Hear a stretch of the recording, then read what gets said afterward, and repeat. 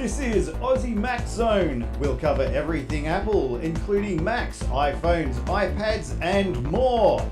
All this from an Aussie perspective. Sit back, relax, and insert yourself into the zone. The Aussie Mac Zone.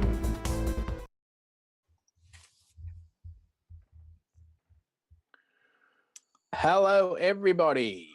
Welcome to show 244 Aussie Mac Zone. This week's sponsors, athwebhosting.com.au and Aussie Tech Radio. Now, we have Zarn. How are you again this week, my friend? I'm fantastic, Michael. Thanks for asking. How are you, mate? Very, very good, thank you. Very Excellent. good. And we have another guest, We do. who's been here before, luckily. Matt, how are you, mate? Well, thank you. So this is your second time, so we expect you to talk twice as much, just so you know. Does that apply to every appearance? I mean, what about, yeah, it gets worse and worse. Yep. Okay. That could be problematic. So, 16th appearance. yeah, I was about to say, so by about your 33rd appearance, it'll actually just be your show. That's the plan all along. That's it. So, our Aussie Apple ramblings this week start with Apple Maps being rebuilt from the ground up. Geez, that grog went straight to me, didn't it? Maps is still not where it needs to be considered a world-class service. Maps need fixing. I agree. Apple, it turns out, is aware of this, so it's rebuilding the Maps part of Maps. It's doing this by using first-party data gathered by iPhones with a privacy-first methodology, and its own fleet of cars packed with sensors and cameras. The new product, pardon me, will launch in San Francisco and the Bay Area, which is where most of Apple staff live, I believe, with the next iOS 12. Yeah, sorry? It's also where Black Flag comes from, and they come from New York, but then they move to the Bay Area. There's a lot of good punk comes out of the Bay Area. Faith no more. Yeah, faith no more. Anyway, the next iOS 12 beta, and will cover Northern California by fall. So every version of iOS will get the updated maps eventually, and they will be more responsive to changes in roadways and construction, more visually rich depending on the specific context they're viewed in, and feature more detailed ground cover, foliage, pools, pedestrian pathways, and more. This is nothing less than a full reset of maps, and it's been 4 years in the making, which is when Apple began to develop its new data gathering systems. Yep. Eventually, Apple will no longer rely on third-party data to provide the basis for its maps, which has been one of its major pitfalls from the beginning. Eddie Q, who now owns Maps, in an interview last week, when we launched, a lot of it was all about directions and getting to a certain place, finding the place and getting directions to that place. We've done a huge investment in making millions of changes, adding millions of locations, updating the map and changing the map more frequently. All of these things over the past 6 years. But Q says Apple has room to improve on the quality of maps, something that most users would agree on, even with recent advances. We wanted to take it to the next level, says Q. We have been working on trying to create what we hope is going to be the best map in the world, taking it to the next step, that is, building all of our own map data from the ground up. So, like, if I'm driving down the M1 freeway from Newcastle to Sydney, Yep. There's a certain part about a quarter of the way down, Yep. near the Freeman's Drive area, where it says that I'm on South Darling Street. Yep. And then it says continue on South Darling Street till you get to the M1. Yep. So, yes, I did lodge a fault in the maps. I remember you saying that as well. Yeah, and the same with me too. Like I just have a hard time with it since the new updates and stuff as well. I haven't tried it yet because I have got the iOS 12, but I will try that in the next couple of days. But that's just trying to keep up with you and saying I want to go here, and all of a sudden it's in walking. It's telling me it's going to take me 10 hours. Yeah, because I'm on foot, and I'm like, no, I'm in the car. Like, I've never changed it to walking, and it just decides it wants to walk there instead of drive. So, yeah. Also, Michael, can I get you to zoom out just a little bit for me? Zoom out Or just a little bit. Yeah, Michael, Yeah. the logo is covering your mouth. Yes. And so I'd like just to see your whole face. Sorry. Don't apologise. Here. Otherwise, the viewers are going to. Thank you for picking it up. The viewers are going to complain that they can't see your whole beautiful, beautiful face. That's better. Right. That's right. Yep. About a little bit more. Yeah, about there. I can see your face now. I can't see your chin, but I can see your face. You might want to move your camera down a touch. Yeah, but then it's not still there. You can move it down. Stop. Up. Just right there. Perfect. Yep. That is absolutely perfect. That's good. Update profile and turn that off. Sorry, everybody. This is all part of the challenges. And you think making maps is easy? Like we can't even. So I got a maps question. Yeah. The only thing I really use it for is looking for restaurants. How do I set it so that I just want to tell it I'm looking for places to eat? Can you do that? Not yet. No. Okay. They need to fix that. You can when you're driving. Right. See, sometimes I get the little champagne glass in the red circle, and I'm like, okay, so this is where I can eat. But I don't know how it happens. I don't know how to make it happen. If you're I'll just open maps here for a minute. Here we go. Maps. I should do that. And this is where I am. So I want to go to there. That one's not even open anymore. Get my directions. And then once we're going, do I want to drive? Yes, I want to drive. That's done. Drive. Go. Starting route to Subway. Oh my God. Head east on Barber Avenue, then turn left onto Parker Street. So once I'm going, if you just lift this up here, you can say dinner, coffee, petrol stations. Well, see, I just opened mine up to prove my point and refuted myself. You can can't see your screen; it's too bright. But we want to say we've just got a wave from a listener. Hi, Kylie. How are you? Hi, Kylie. Thank you for paying attention. Yes, it's that Kylie, Matt. I've seen the look in your eyes. No, she sent me a text message saying, "LOL, your face." Oh, the love is real. We've also got our biggest fans watching tonight. And so we're going to say, yes, hello to Violet. Hello, biggest fans. Hello, Mason. And hello, Hunter. Hi, hello, boys. Mason. Hi, Violet. Hello, Hunter. And Violet, of course. So, yeah, all right.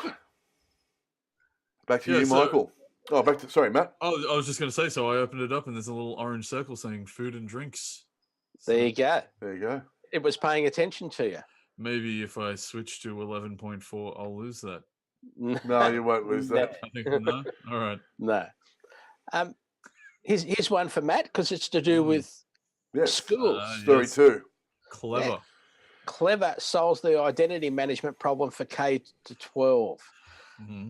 So one of the trends in K to 12 is the move to services. Instead of companies trying to sell Chromebook or iPad accessories, they're selling you subscription access to curriculum and services that work on iPad, Chromebooks, and the desktop.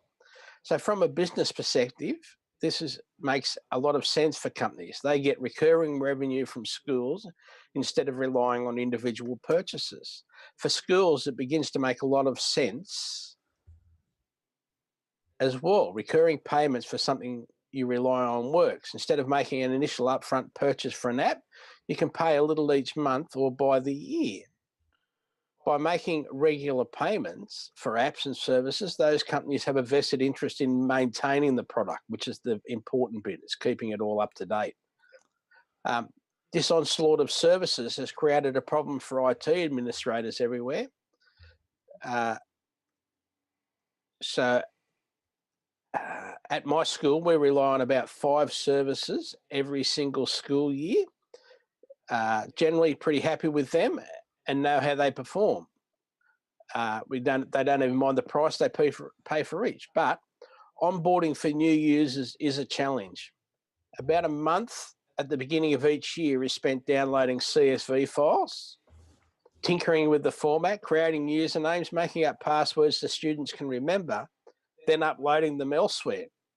It's a tedious process. It causes us to use insecure passwords and creates a tech nightmare as students struggle to remember all of their passwords.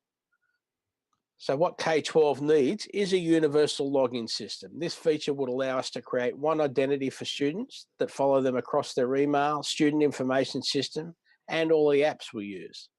A solution that looks promising is Clever. Clever is a single sign-on service for K-12, but here's the interesting pitch. It's free for schools to use. Clever makes money by charging applications they want to integrate with. It's a pretty simple pitch. Schools who use Clever get a free single sign-on service that is geared towards education. Applications that integrate with Clever can promote ease of deployment to potential customers. So knowing that that's a big challenge all the time, what are your thoughts, Matt? You have to deal with some of that. Yeah.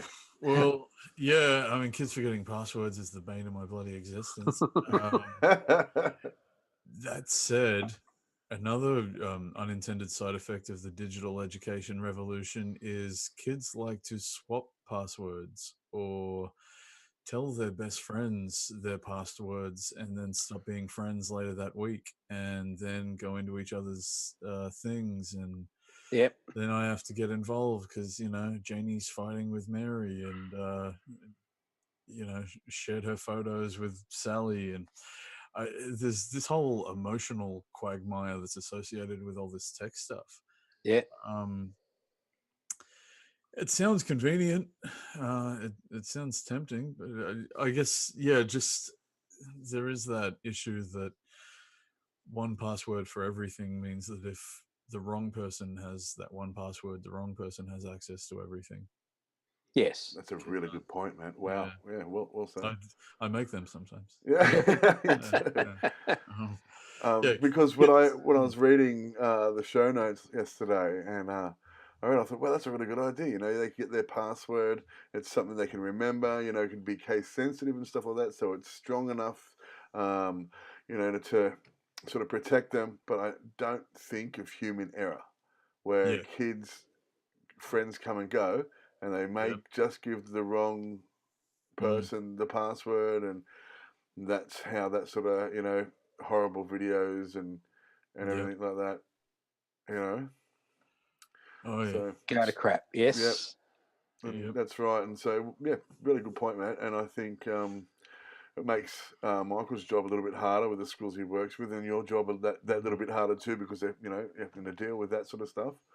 And it's unfortunate that they couldn't keep a password the whole time. But maybe there's a way around it with you know, maybe face recognition coming soon. You know, so yeah, that'll be interesting. Yeah, that will help. Yeah.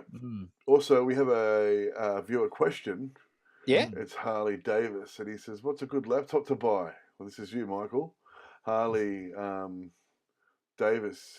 You know Harley? Yeah. Yeah, I think so. Yeah. Karen's workmate's son, I think. Yeah. Yeah. Yeah. Well, I'm very biased because I'm an Apple person. Yeah, me too. Unless you desperately need one right now, I'd be holding off just to September, maybe, just to see if anything's sort of released then, whether there's a new Apple laptop then with a different style of keyboard. If you were to buy one now, if you were buying a MacBook or a MacBook Pro, I'd be making sure I bought the there's an accessory that goes over the keys to stop you spilling food when you're eating over the keyboard, or like a little clear mat that goes over the top of the keys. Yeah, and it's shaped the same as the keys and stuff. Fits in pocket. You don't even notice it's there. Yeah, because the new ones are the design is so small that wants a little bit, the design to not let dust in, but if a little bit of dust gets in, it won't get out. And yes, they've agreed to extend the warranty on them for 4 years, but like I used to expect 9 years out of an Apple machine. Yeah. And even if I get seven, I'll be happy, but only, they're saying, well, is this only going to last 4 years because you're going to get full of dirt? And they're a lot more expensive to replace now because the battery's actually glued to the top case. Yep. We're using 2 MacBook Airs and they're older ones, to do the show. Yep. Out of 3 computers, 2 of them are MacBook Airs. I like my MacBook Airs, but I think the MacBook Airs are great as well. Yeah, and I'd also look at what's on Apple's. You go to Apple's store.apple.com/au, and if you just very carefully go down the bottom, there's a refurb section. That's where I look because I don't have the money to buy a brand new one. Yeah, so and the refurb section's good. There's nothing wrong with the refurb unit. Comes with full warranty, and the savings is enough to buy Apple Care, which gives you 3 years warranty instead of 2. So and 3 years phone support. So that's one way of making a saving. But yeah, that's my thought at the moment. Yeah, it just depends on what you want to use the machine for. It's also depending on how much you want to spend. Yeah, you can buy secondhand Macs from microseconds. Not authorized dealers and stuff like that. But you really need to have them checked over and make sure that they're able to be upgraded. Yeah, microseconds is my favourite people for that. Yeah, well, there you go, microseconds. Yep.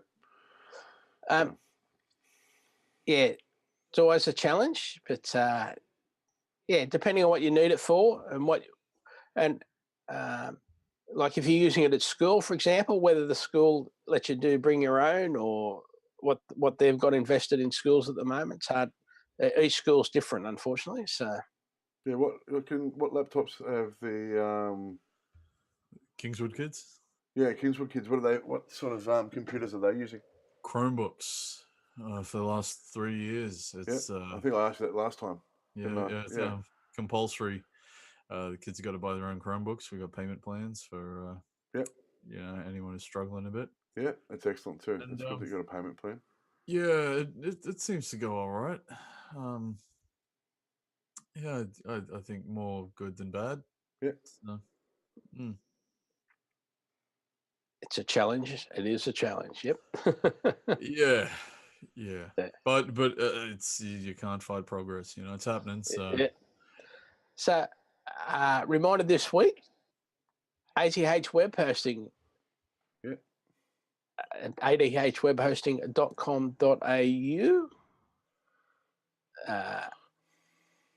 Affordable competitive plans, 99.95% uptime, domain registration, free setup, auto setup, instant activation, PayPal as well as other cards, WordPress, Joomla, cPanel, user-friendly, feature-rich control panel, $5.95 per month when paid annually, 24/7 ticket support system, and friendly help when needed. And a very quick acting website, I've got to say. Somewhere to put your web. You want a web presence? I'd be going there. The price is right for domain registration compared to the big places who charge a mint. But anyway, and don't forget, you've got to start thinking of being HTTPS these days as well, because Google, which is 99.95% of the search engines around the world, start going to tell everyone your site's insecure if you haven't got your certificate to say that you're a secured site. Wow. Well, there you go. Yes. That sounds like a money-making scam. But it's controlled by it's not controlled by Google. They're the ones just saying we want to increase the security of each website, which is the right thing to do. But Google's not the one that they do make money because they do sell certificates, but they're not the only certificate vendor. So yes. Now, with the public release of macOS Mojave, which we announced on Apple News, Aussie Mac Zone channel during the week, lots of people are commenting on their favourite changes. and here are 4. So Safari favicons. So prior to macOS Mojave, Safari didn't display favicons in browser tabs, making those tabs more difficult to identify at a glance. With Safari 12 in macOS Mojave, favicon support in tabs is finally a thing. And the favicon is just that little logo that's on the top left-hand side of the tab when you log in. Now, stacks. So we all try hard to keep our desktop clutter-free, but when we're knee-deep in work, it tends to happen. We just get crap all over the desktop. It might be lots of screenshots, or it might be the fastest place to save a document, or there might be an issue with the server, so everyone says keep saving them onto your desktop till we get that sorted. So it ends up putting, say, a stack of photos and a stack of Excel documents and a stack of Word documents, and they're all in just one pile, and you can just scroll through them to see the one you want, instead of being all over the desktop and cluttering up and actually slowing down your machine when you've got lots of stuff on your desktop.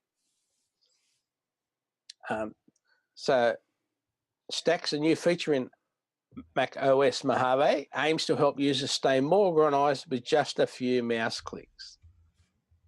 Now, the big one that keeps all the coders happy is dark mode.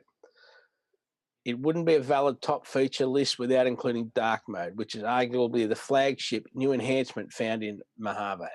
As a regular user of pro apps like Final Cut Pro, Logic Pro, and Motion, apps that feature dark themes by default, dark mode on macOS seems natural. So, and it's important to think future-wise, again, for people who have their own websites. You're working away in dark mode, and you think, oh, I've got to go to IT help to use website, and you go there and it's white. So it's just blindingly white for people that have been working in dark mode. So it will be a point where you can create 2 websites, a light one and a dark one. So just get ready to start doing that, because there'll be a pointer that says, oh, this is a dark one or this is a light one. And finally, the Mac App Store refresh. The Mac App Store Hang on, before we go any further, I want to know the difference between dark and light. Are we talking? Is it just? It's I just don't know. color, right?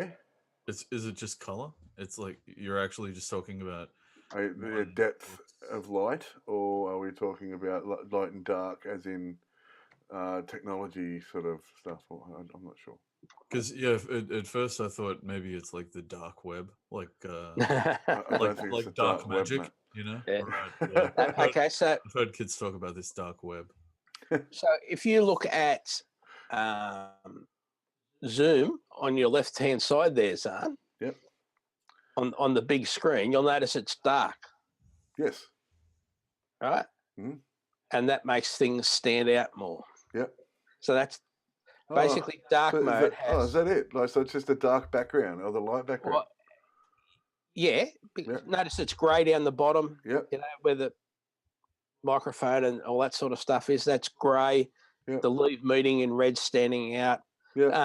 But in dark mode, you wouldn't have the white where the 3 dots are at the top, where it says Zoom, and you wouldn't have the white menu where it says Zoom, meeting, ed, window right at the top. Okay, yep. They make it's not white. See down the bottom again where it says chat and record and participants, etc. Yep. That's not white. That you'll notice that's a grey. Yeah, it is. Yeah. So it's not black on white exactly. Yep. Everywhere it's there so that it for people who've got to look at the screen all day and look at, you want things to pop. We want them to we want the pictures to pop out. Yep. Because that's what we're looking at. Yep. And you want the background just to be there. And if you need to look at anything, you need to be there, not screaming at you. Yeah. Yeah, that's really cool. So effectively, that's dark mode. Yep. On that one, you'll know in iMovie, for example, everything's dark again except for the bits that you're working on, like that you want to pop out and show you. Even the choices for the trim and stuff they're not white, they're grey. Yep. So that's an example. Is that you got that too, Matt? Completely understand. Matt, how about you? You got that?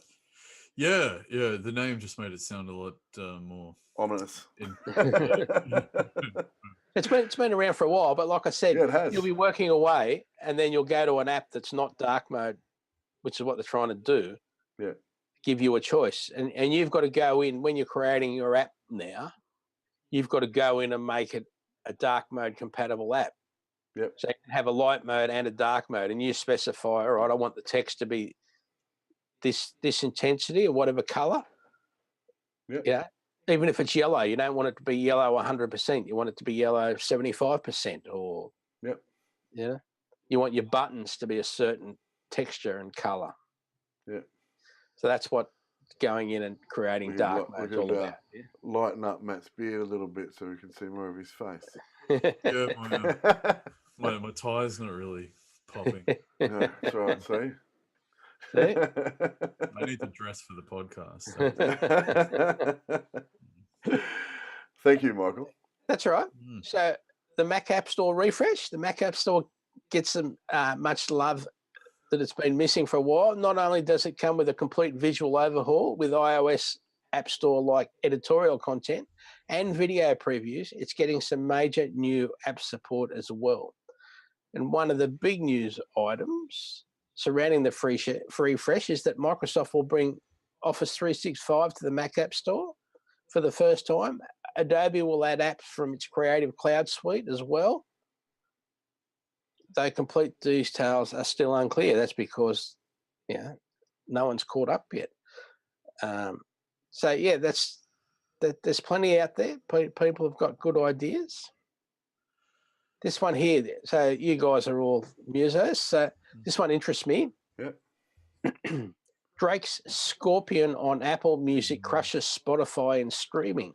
So Scorpion, Drake's fifth album, has smashed through its own single-day streaming record on Apple Music with more than 170 million streams in its first 24 hours.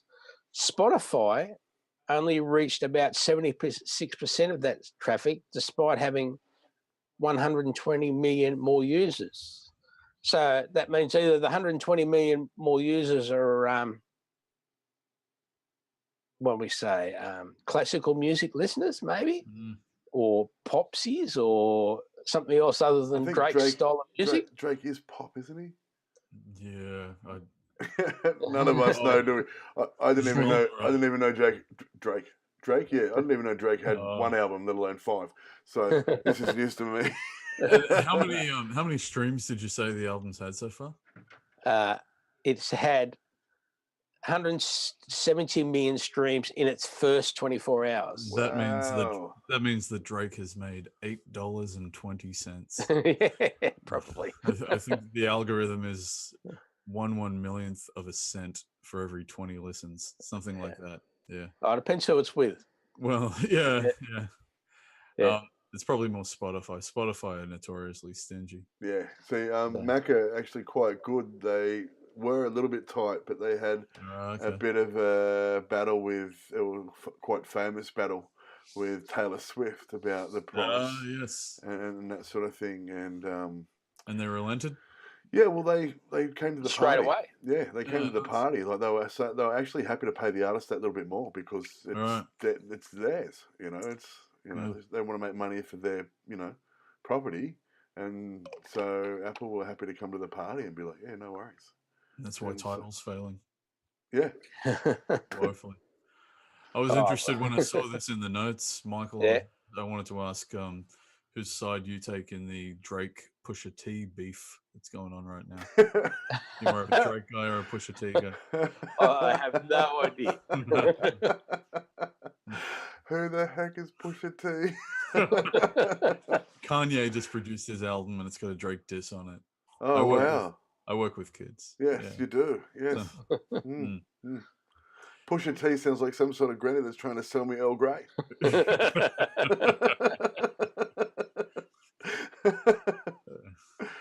Yes. Back to you, Michael. UK regulatory board backs Apple iPhone 10 claim of studio quality portraits. The British Advertising Standards Authority has overruled objections to an iPhone 10 television commercial. The spots, which began airing in March, focused on radical new cameras with portrait lighting and highlighted studio quality portraits without the studio. And yes, we've all seen them. I'll chuck a link in our show notes to that particular ad or those particular ads. And yes, we know how good our pictures are on our iPhone 10 in portrait mode. I can't believe this one, actually. This is really cool. Yeah. So that's great that they've gone, no, we're going to give it to them. They're actually that good. Mm. And I think that's great, that the quality of photo that it's coming out of the iPhone 10 that is actually portrait quality. Like, it's professional, almost professional photography. Yeah, You know, and I've actually I've got two customers who used to be shopping mall shopping mall kids photos type places. Yep. And then they started doing other types of quote portrait work. Yep. And who have both basically given up on the idea because no one wants to buy them anymore because that's just how much basically how much phones have progressed. It's the death of an industry. Yeah. I mean, how long until no one's shelling out $1,000 for the old SLR, fancy camera shop jobs? Yeah. Yeah. Yeah, crazy. See, something still fantastic about an old camera. But they may go the way of the typewriter. Yeah, that's true too. So there's something still fantastic about typewriters. There was a show just recently, Channel 2, of course. I'm sure it was Channel 2. It was on a shop in India where he's still,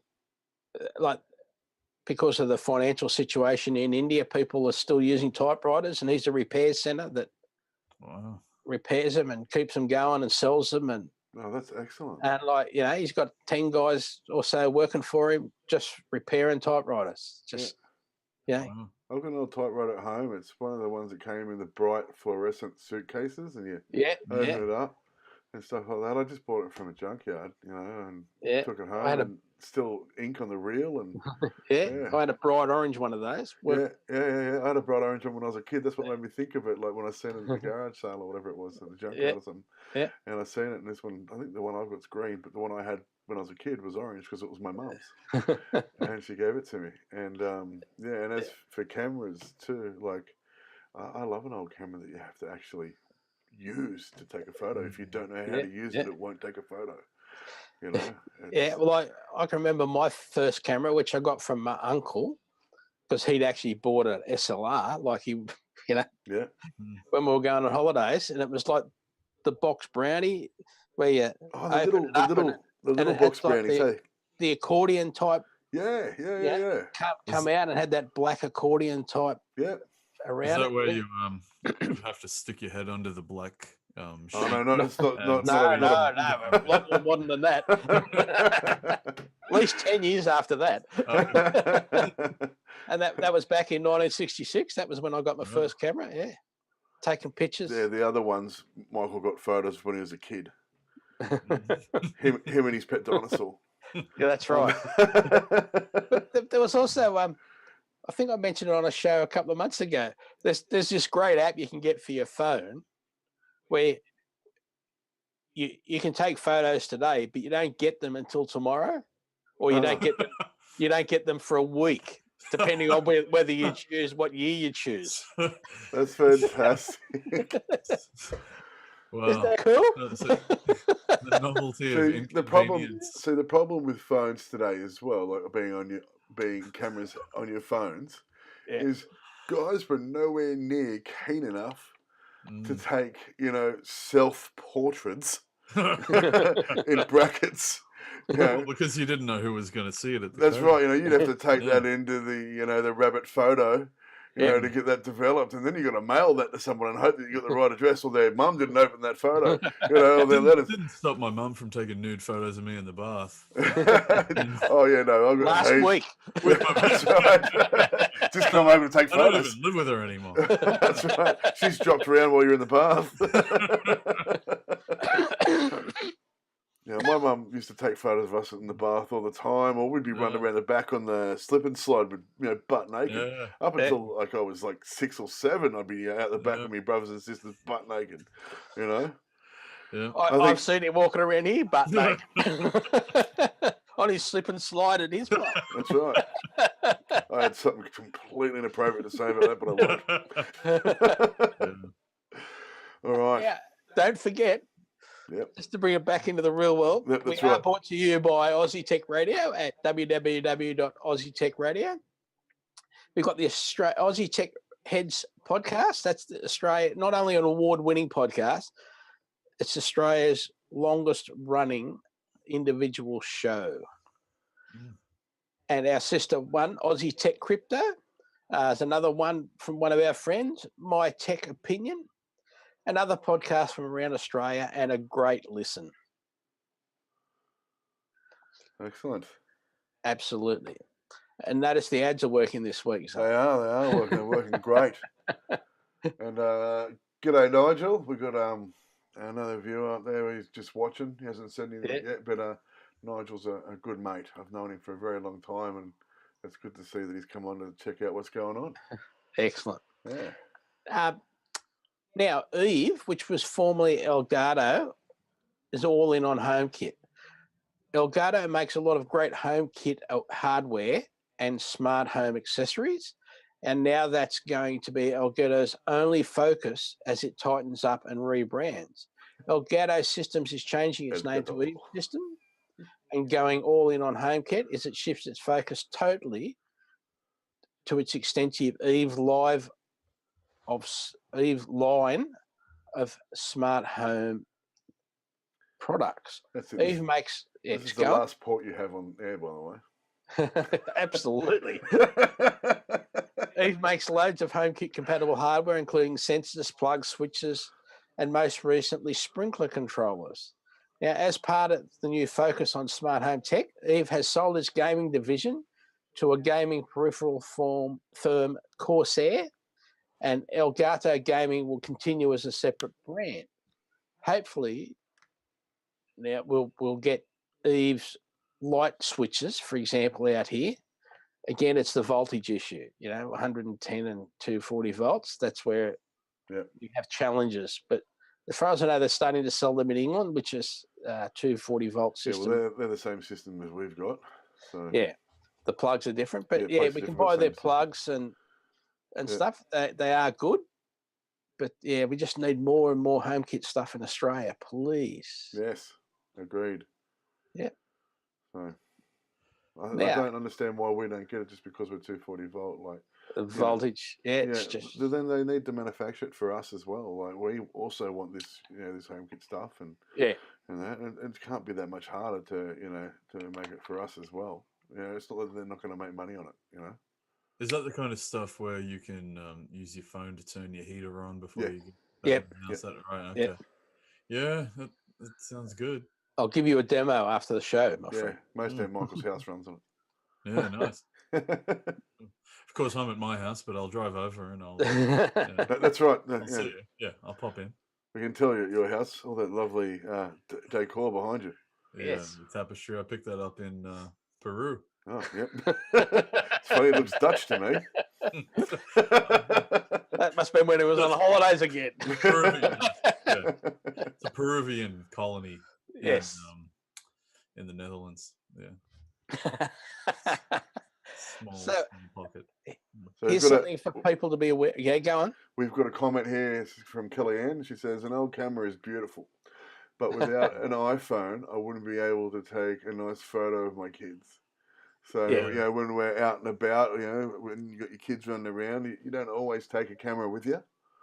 And so Kellyanne's made the point that, you don't always have that with you, but you do have your phone. And it's important, to catch those, cool moments with, you know, especially the boys, you know, when they're together and they're really enjoying each other's company, that you've got your phone there and you can take that snap, and we've got the quality of an iPhone to know that you're going to get a great photo. Yes, and like you can just take beautiful pictures of your favourite little objects at the beach. I'm just showing one here on the camera at the moment. So yeah, I got a car like that, but it's nicer. I can get into trouble if I show the other photos of the woman. Especially on air, Jesus. No. She's going to smack me in a minute. She's like right behind me. And she can reach through walls, mate, I know. So here's something to be aware of, please, everybody. Just you've got to stop and think. This is where it's a challenge. Hundreds of iOS apps leaking data due to misconfigured Firebase backends, a report says. According to a new report from mobile app security firm AppThority, called the Q2 2018 Enterprise Mobile Threat Report, the issue is caused by a new variant of what is dubbed the hospital gown vulnerability. Hospital gown, cheekily named because it deals with data leaking through back-end data stores, was first pinpointed by AppThority Mobile Threat Team in 2017. Now, AppThority reports that the problem is occurring when app developers opt not to require authentication for Google Firebase cloud databases, something that is not done by default when developers use popular development tools. AppThority found that of the 1,275 IO apps using a Firebase database, 600 were vulnerable, and overall more than 3,000 apps were leaking data from 2,271 misconfigured databases. And among the data leaked are 2.6 million plain text passwords, user IDs, and more than 4 million protected health information records and 50,000 financial records. So you need to be very careful. There's been a full report there. You just need to find out what apps they are and make sure you're not using them at the moment, or making sure that they're being updated. And thanks to appleinsider.com for the previous 3 articles. I've got an old racing game on my phone that's no longer, like, there's just no upgrades for it or anything like that. It's very basic. It's like 8-bit. But they don't upgrade it anymore. So they've made their money and gone away. But it's a great little game. I really like playing it. I was going to ask what it's called, but I don't need more apps to waste my time on when I should be doing other things. I'll show you it later. I lost 2 hours of sleep to word wipe last night. Oh no. Yeah. That's right. I do that all the time. Me and Cal like battle each other on I think it's Word. Is it? No, it's Word is with friends. Well, yeah. So this week in Apple history, Jeff Raskin is one of the most controversial figures in the Mac's early days. Indeed, the Mac was originally his project, though the product envisioned by Mr. Raskin bore little resemblance to the computer that eventually shipped under the guidance of Steve Jobs. It was originally going to be an inexpensive computer dedicated to helping people complete the computing tasks they needed to do. Dismissed by Steve until the Apple founder decided his project had a future, Jeff Raskin worked for years on the Macintosh with few resources. When Steve Jobs took over his project, relegating Mr. Raskin to overseeing Macintosh documentation, Mr. Raskin left Apple. Now, arguments about whose vision the Mac was right vision have gone back and forth for years, but it's possible we can actually see what would have happened had Mr. Raskin maintained his control over the Mac. For it was this week in 1987 that Canon released the CAT, a dedicated work processor developed by Mr. Raskin after he left Apple. So, it was just like a computer like everything else back in those days. It wasn't, it didn't have a graphic interface. You had to, it was just another version of DOS basically that it kept on working on. So, how did the CAT go? I haven't heard much about the CAT. That was it. Yeah.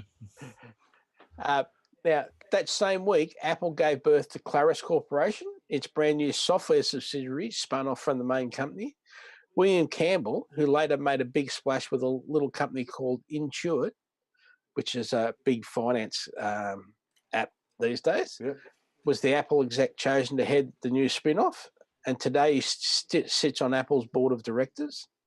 Now, the company has gone from Claris Corporation to FileMaker, and that's still, I believe, the most popular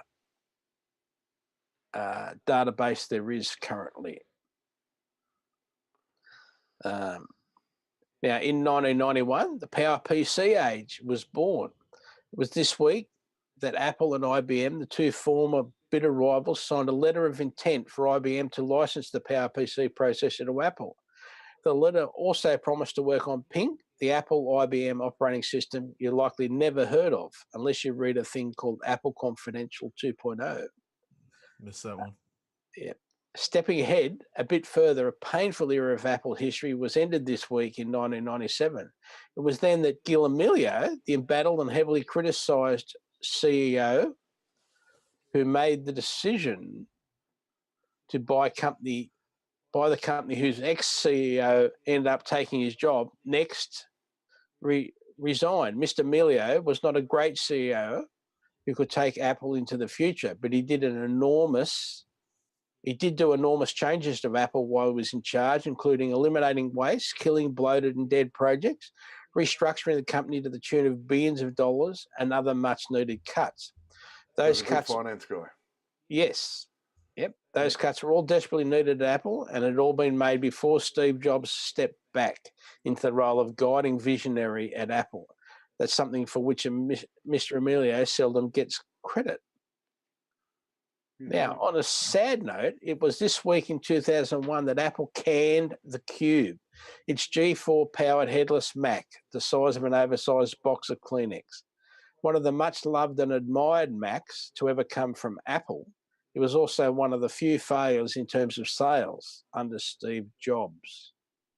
How did it work? It was a cube-shaped computer. It was basically just a PC, like not a PC, but like it was just a The CD DVD drive you put in the top. Oh, okay. And so the screen was just on one. The screen was a separate item. Yes. Okay. Wasn't the all-in-one? Yeah. Right. It had it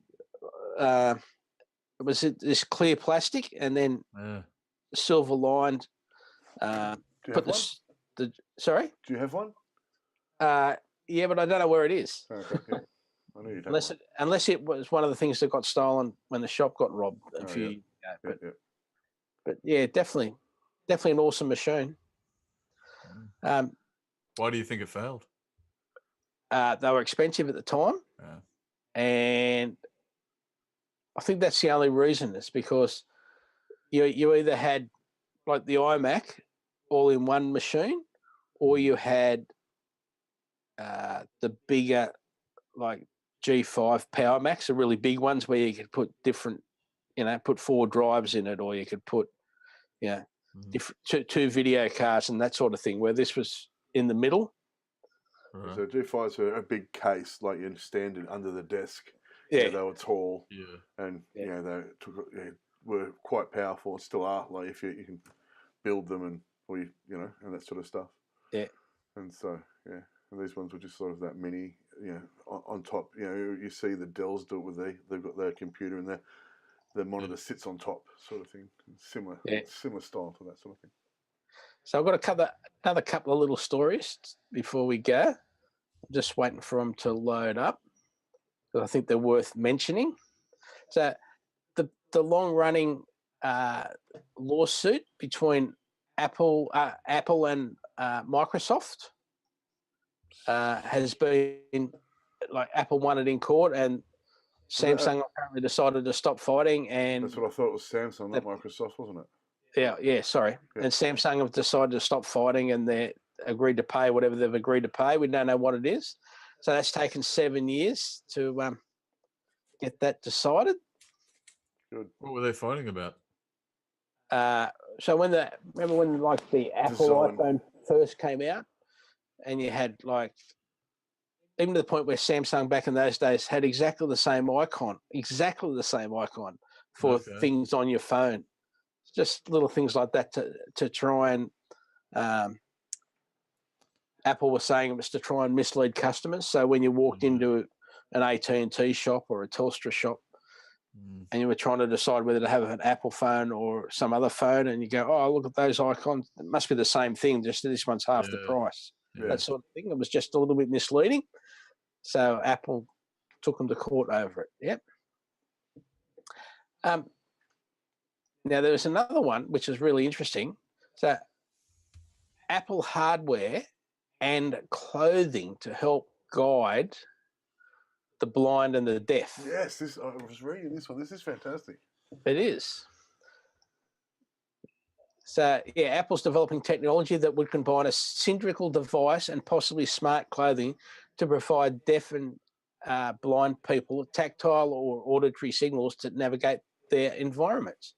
According to the patent application filed by Apple, the device would map the environment with sensor data and provide feedback. For the blind, the device could sync with a phone to provide spoken feedback. For the deaf, vibrating signals could be delivered to wearables such as a shirt or the Apple Watch. Should a user be both blind and deaf, a touch screen could produce a tactile sensation of bumps to provide information. So that's just, there's lots of different things, just, That's brilliant. Yeah, that's really cool. I really like this. This is awesome. So I'm replying to messages everywhere. So if people are watching and they're watching me move around and everything like that, I'm, sort of controlling everything over here and talking to people at the same time on the Facebook page. Yeah, but this is fantastic. I love this sort of stuff. This is, my right up my alley. So yeah, this is great. That's why we love technology. Eventually, something good comes. That's right. And then we get this one. I want people to pay attention to this. And we still use Facebook. We go out live every week on Facebook. So it's just a bit of a challenge here for me. So I know some people are getting away from Facebook, so we may have to think about doing that again soon. So, but Facebook patents a system that can use your phone's mic to monitor your TV habits. So don't forget, this is already happening on Android devices where you don't get told that your microphone is being used for different things. The system would allow Facebook. Yeah. System would allow Facebook to identify what adults and children are watching based on the ambient noise. So Facebook has filed a patent that can remotely activate the microphone on someone's phone using inaudible signals broadcast via television. The patent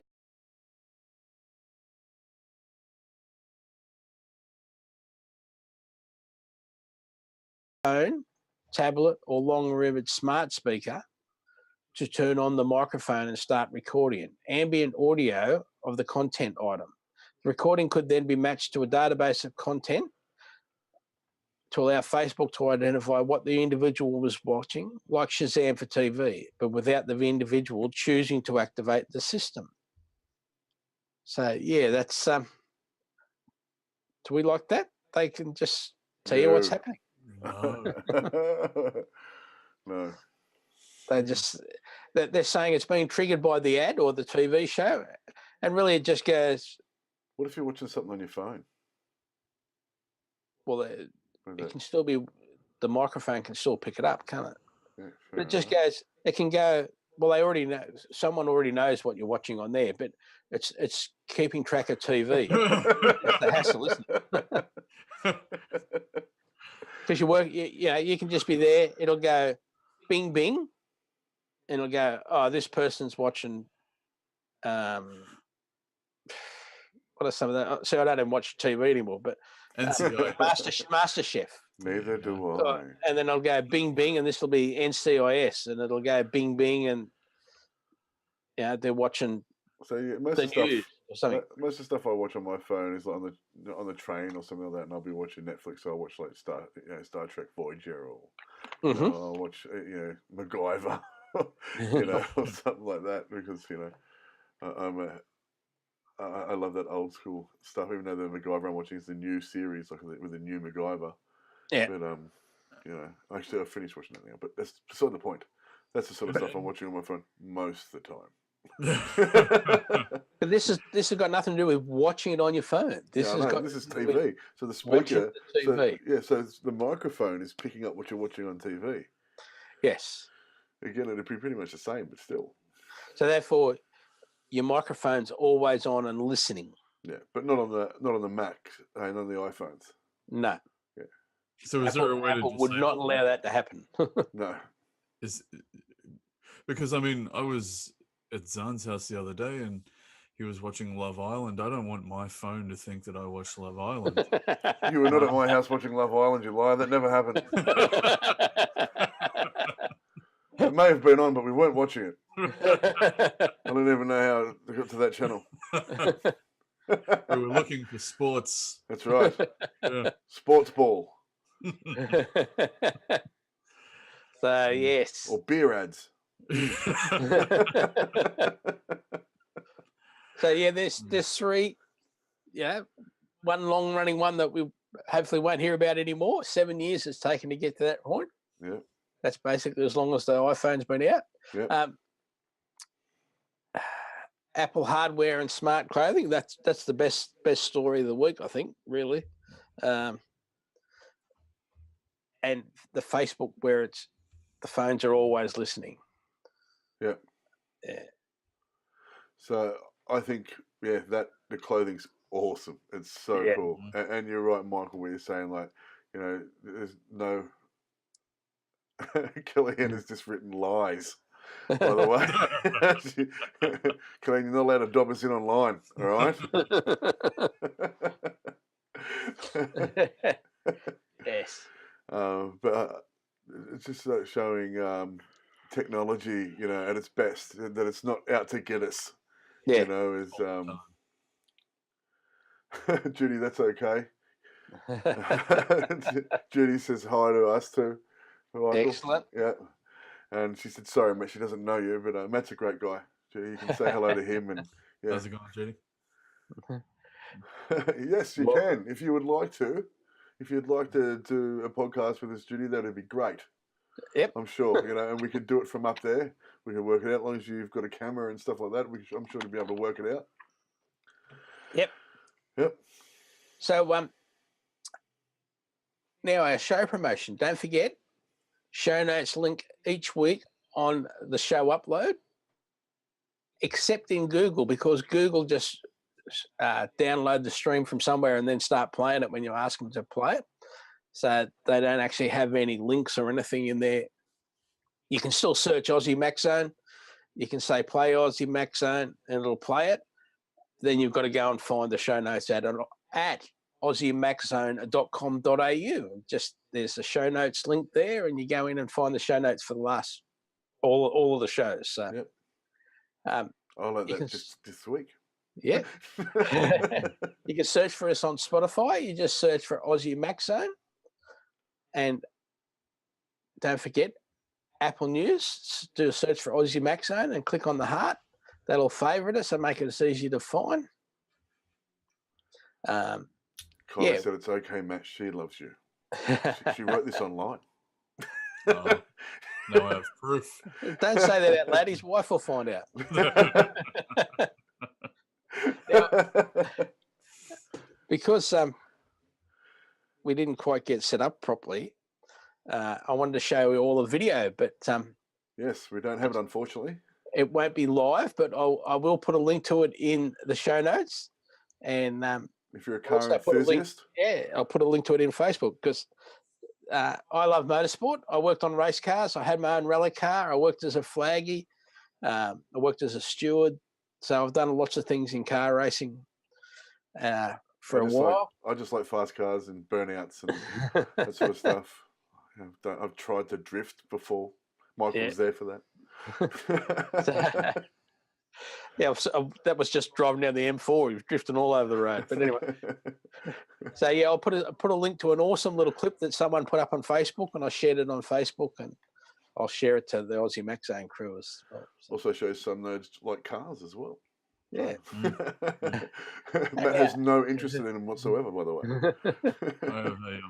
I have a Nissan Tita. I helped him buy tires for it. Yeah. Put them on. Yeah, that's right. I did too. Thank you to our sponsors this week being athwebhosting.com.au and Aussie Tech Radio, and a special thanks to supporters, you, our listeners. Yes. Thank you, Matt. Always a pleasure. Yes. Thanks, guys. Thanks, listeners. You've been fantastic tonight. This is a great night. We had so much, coming through and chat. So, yeah, thank you. Thank you to everyone that supports us, our sponsors. And remember, Apple a day keeps the Androids away. See you guys.